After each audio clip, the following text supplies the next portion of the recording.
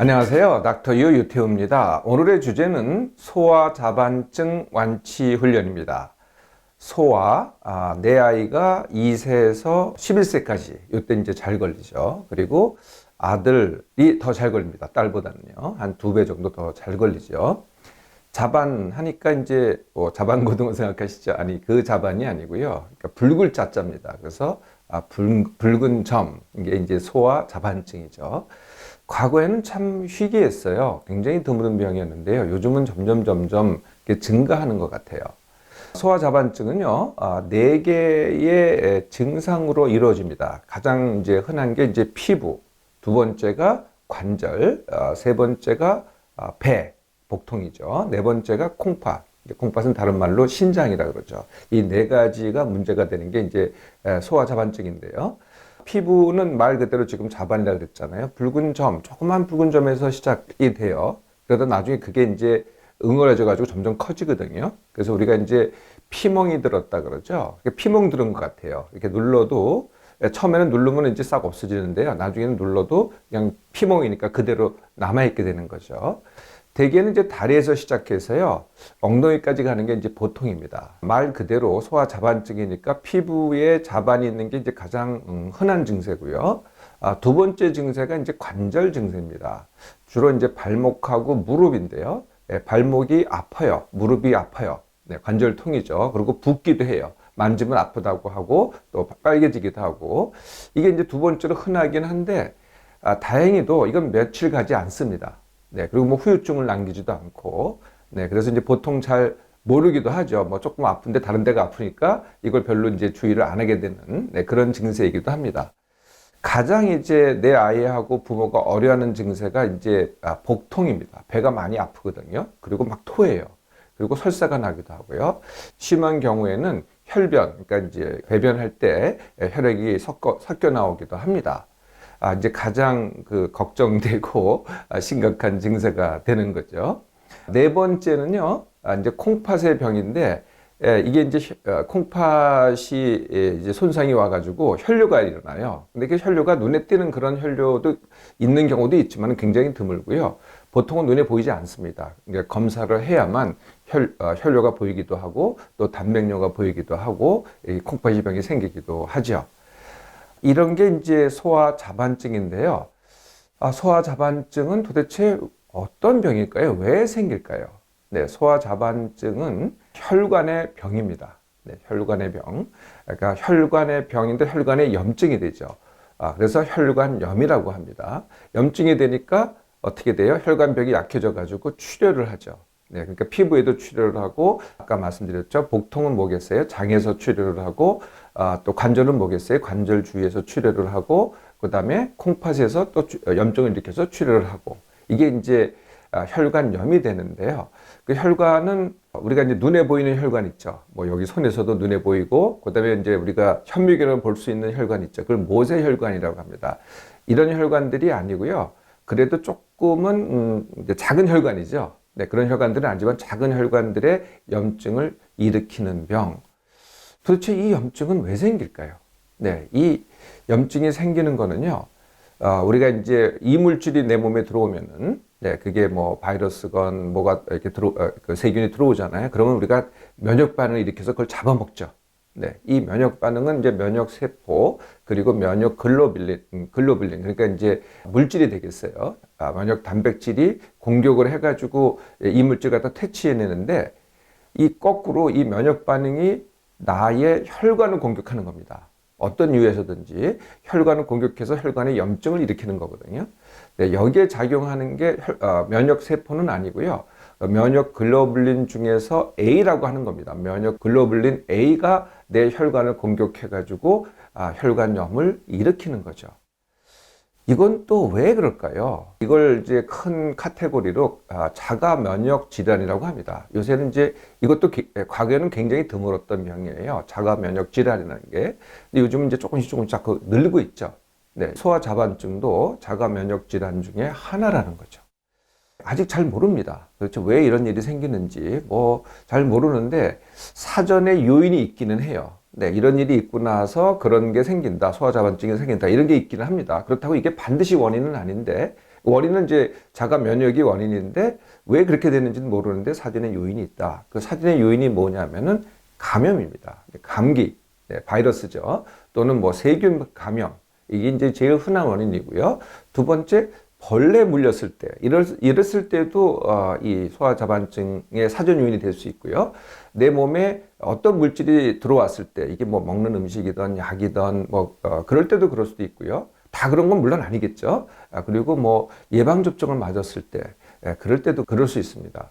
환경의 변화, 특히 이제 추위에 노출됐을 때, 갑자기 추워졌을 때, 환절기에 이게 춥잖아요. 뭐 한겨울에 추운 거 말고 환절기에 춥다. 이럴 때도 이게 사전 요인이 될 수가 있습니다. 뭐 유전이 원인이냐, 음식이 원인이냐, 뭐 부모가 잘못했냐, 이런 건 정말 전혀 없습니다. 소아자반증은요, 이 병을 갖다가 발견한 사람의 이름을 따서 HS 자반증 이렇게 얘기하기도 합니다. HS는 각각 헤노, 독일 사람입니다. 쉔라인, 네, 이 사람들의 이름을 따서 HS 자반증이라고도 하고요. 또는 알레르기성 자반증, 그러니까 면역 반응을 우리가 알레르기라 그러잖아요. 그래서 알레르기성 자반증 이렇게 얘기하기도 하고, 또 혈관 자반증, 네, 혈관이 염증이 생겼다 그래서 혈관 자반증 이렇게 얘기하기도 합니다. 자, 정확한 원인은 모르지만 사전 요인 알았죠? 네, 소아 자반증은요, 이제 지금 말씀드렸듯이 증세가 또 뭐 좀 많잖아요. 그리고 이제 그걸 보고 이게 이제 이 자반을 보면은 또 이렇게 보기가 참 이게 심각해 보여요. 그리고 아기는 배가 아파서 내 아이는 배가 아파서 막 그냥 어쩔 줄 몰라 하고 많이 아파하잖아요. 그러면 이게 굉장히 심각한 병 같지만은요.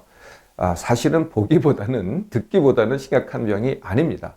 이게 반드시 낫거든요. 그것도 저절로 낫습니다. 근데 좀 오래 가요. 감기같이 요즘 이제 감기도 뭐 일주일 가기도 하고 2주 가기도 하는데요. 감기같이 그렇게 빨리 낫지는 않지만 한 4주에서 6주 정도 갑니다. 그러니까 한 달에서 한 달 반 정도 가는 거죠. 대부분은 깨끗하게 낫습니다. 가끔 가다가 아주 드물게 재발하긴 하는데요. 재발했다고 하더라도 아까 말씀드린 4가지 증상이 다 나타나는 건 전혀 아니고요. 대개는 이제 자반이 다시 나타나는데 그 자반도 아주 경하게 나타납니다. 가장 문제가 되는 합병증이라면은 이제 신장염을 들 수가 있겠어요. 콩팥의 염증인데요. 이게 이제 지속되거나 아니면은 악화되는 겁니다. 이런 경우도 있긴 하지만은 굉장히 드뭅니다. 그래서 크게 염려하지는 않아도 된다는 거죠. 자, 소아자반증에 대해서 잘 아셨죠? 그러면은 어떻게 완치 훈련을 할까요? 정확하게는 이제 완치하는 부모 자녀 훈련이죠. 네, 부모. 그러니까 아이는 그렇게 할 게 많지는 않습니다. 그런데 그래도 아이가 하게 하는 게 아이가 하게 부모가 해야죠. 그래서 이제 부모 자녀 훈련이라고 합니다. 부모 훈련의 첫 번째는 마음가짐이죠. 부모가 어떤 마음가짐을 갖고 있냐, 이 병에 대해서가 내 아이에 대해서 굉장히 큰 영향을 미치거든요. 네, 그 첫 번째가 뭐냐면은 놀라지 말라. 네, 겁먹지 말라. 네, 이게 첫 번째입니다. 네, 내가 놀라잖아요. 네, 그러면은요, 내 아이도 놀랍니다. 내 아이도 놀라니까 어떻게 돼요? 같은 증세인데 더 커져요. 네, 그러니까 그냥 뭐 배가 아픈데 그냥 보통 아픈데 엄마가 놀래가지고 막 쩔쩔쩔쩔 맵니다. 큰일 난 것 같이. 그러면 아기가 더 아파져요, 그게요. 그러니까 같은 증세를 더 크게 느낀다는 거죠. 첫 번째가 놀라지 말라. 두 번째가요, 모든 엄마들이 아마 그럴 것 같은데요, 빨리 낫게 하려고 그래요. 이 빨리 낫게 하는 게 오히려 독입니다. 이게 빨리 낫게 하려면 할수록 이렇게 내가 서둘러야 되고 뭐 불필요한 걸 하게 되고 그러다 보니까 부작용이 생겨요. 오히려요. 빨리 낫게 하는 게 부작용이 생기고 오히려 더 오래 끌게 해요. 그러니까 빨리 낫게 하려는 게 더 오래 가게 한다는 거죠. 네. 아까도 말씀드렸죠. 이거 저절로 낫는 병입니다. 빨리 낫게 하려면 더 오래 가거든요. 어떤 생각에는요, 증세를 완화시키는 게 빨리 낫는 거라고 생각하는데 절대 그렇지 않습니다. 증세를 완화시킨다고 빨리 낫는 게 아니고요. 보통은 이제 이런 얘기를 듣게 되죠. 이 약 먹으면 빨리 낫습니다. 뭐 한약 먹으면 빨리 낫습니다. 이런 얘기 듣게 되잖아요. 어떤 약이든 한약이든 약이든 뭐 그게 식품이 됐든 네, 다 어떻게 돼요? 증세를 완화시킬 수는 있지만은 그런다고 병이 빨리 낫게 하지는 못한다는 거죠. 병 자체는 반드시 저절로 낫습니다. 자, 이게 이제 부모의 마음가짐이고요. 그 다음에 이제 어떻게 해야 되느냐? 네, 제일 중요한 게 당연히 함께하기죠. 네, 함께하기라는 것은 아기가 아프긴 아픕니다. 내 아이가 아픈 거거든요. 한 4주 내지 6주인데요. 한 1, 2주 지나면 그래도 크게 괜찮아져요. 한 1, 2주 정도는 많이 아팠다가 그다음부터는 아프긴 아프지만 그래도 괜찮거든요. 근데 이 과정을 함께 하기. 네, 함께 하기라는 게 뭐냐면은 첫 번째가 대신 아파하지 않기입니다. 네, 많은 엄마들이 차라리 내가 아팠으면 애가 아플 때 본인도 아픕니다. 네, 그러면 어떻게 되는지 아세요? 이 주고받기를 합니다. 네, 아이가 아파서 엄마가 아프죠? 엄마가 아프면 다시 아이가 또 아파집니다. 그래서 아이가 더 아파지거나 아니면은 아픈 게 더 오래 가죠. 네, 함께 하되 대신 아파하지 않기. 그럼 어떻게 하면 되겠어요? 내 아이가 스스로 겪게 하는 거죠. 그래서 너 아파서 어떠니? 야, 큰일 났다. 이렇게 하는 게 아니고요. 우리 아들이 참 잘하네. 내 딸이 잘 겪고 있네. 이거는 낫는 병이야. 그래서 잘 견디도록 해봐. 라고 격려해주고, 그러니까 아픈 거를 가지고 집중하는 게 아니고요. 아픈 것에 더 신경을 쓰는 게 아니라 얘가 그것을 이겨내고 겪는 것에 더 칭찬을 보내는 거죠. 그걸 격려해주고 칭찬해주고. 네, 이렇게 해서 함께 해보세요. 그럼 내 아이가 어떻게 되겠어요? 대신 아파해주면 내 아이가 점점 아파져서 다음에 더 아픕니다. 그런데 이렇게 겪게 하잖아요. 겪게 할수록 다음에 더 어떻게 돼요? 더 강해지고 다음에 다른 병 걸려도요, 덜 아프게 되죠. 세 번째입니다. 세 번째는 뭐냐면 당연히 수분 섭취죠. 네, 수분은요, 물, 이온 음료, 우리 한국의 전통 음료, 숭늉이라든지 아니면 식혜라든지 이런 것들이 좋고요. 청량음료도 좋습니다. 너무 차게만 안 먹는다면은 청량음료 같은 것도 좋고요. 피할 건 뭐겠어요? 커피하고 차를 피하셔야 됩니다. 커피, 차는 뭐가 문제일까요? 네, 커피, 차는 탈수를 시킵니다. 이뇨작용에서 탈수를 시키니까 그렇지 않아도 수분을 보충해야 되는데 반대가 되겠죠. 음식은 어떨까요? 네, 음식은 전혀 제한이 없습니다. 네, 음식 때문에 그런 게 전혀 아니거든요. 물론 지금 내가 음식을 먹는데 그것 때문에 증세가 더 심해졌다. 복통이 바로 심해졌다. 그러면은 좀 쉬었다 먹이면 되겠죠. 그렇지 않으면은요, 전혀 별개로 생각하면 됩니다. 먹기 따로, 증세 따로, 토하거나 설사를 하거나 관계없이요. 그냥 먹고 싶은 걸 먹게 하면 됩니다. 네, 가릴 음식 전혀 없습니다. 내 아이가 좋아하는 음식을 그대로 먹이면 됩니다. 증세하고는 무관하게. 네, 보통은 이제 이런 음식 피하고 먹지 말라 그러고 금식하고 그러잖아요. 네, 그럴 필요가 전혀 없다는 거죠. 거꾸로 안 먹는다. 근데 억지로 먹일 필요도 없어요. 요새는 어른들도 보통 사람들이 3개월 내지 6개월 정도의 식량을 갖고 다니거든요. 내 몸에 갖고 있어요.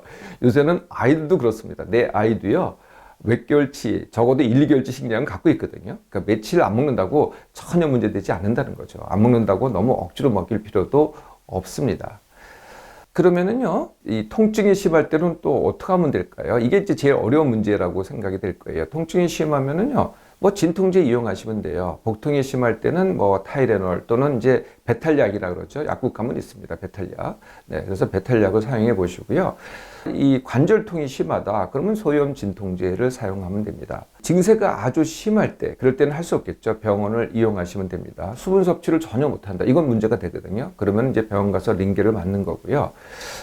이 염증이 너무 심해가지고 장이라든지 아니면 콩팥에 손상이 올 것 같다. 이런 위험성이 있다. 그러면은 이제 그때 쓰는 약이 있어요. 그게 스테로이드라든지 아니면 면역 억제제 이런 걸 쓰거든요. 이건 이제 집에서 할 수 있는 건 아니고요. 약국에서 살 수 있는 건 아닙니다. 병원을 반드시 가셔야 되고요.